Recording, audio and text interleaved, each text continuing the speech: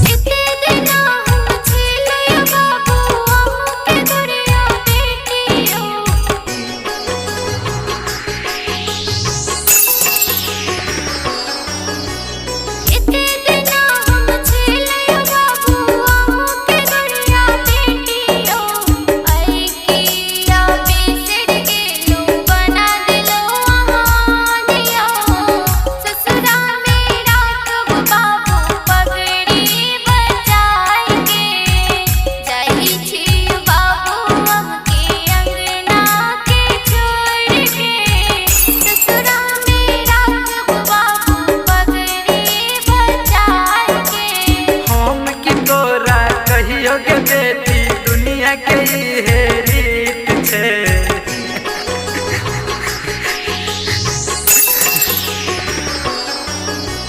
बेटी धान पराया होई छे, दुनिया के सब है रीत छे।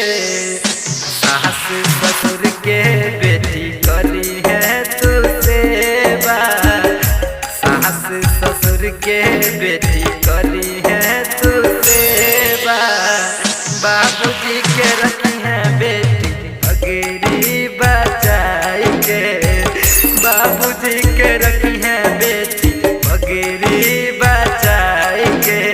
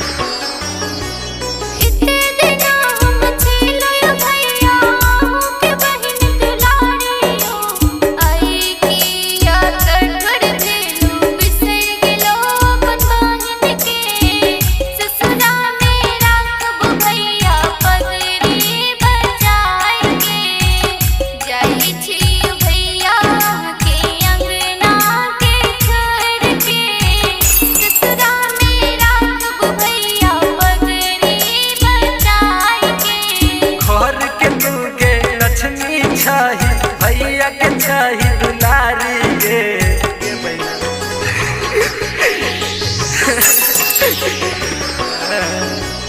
घर के तू के लक्ष्मी चाही, माई के चाही दुलारी गे, राखी के राखब हम गे लाज गे, राखी के राखब हम गे लाज गे।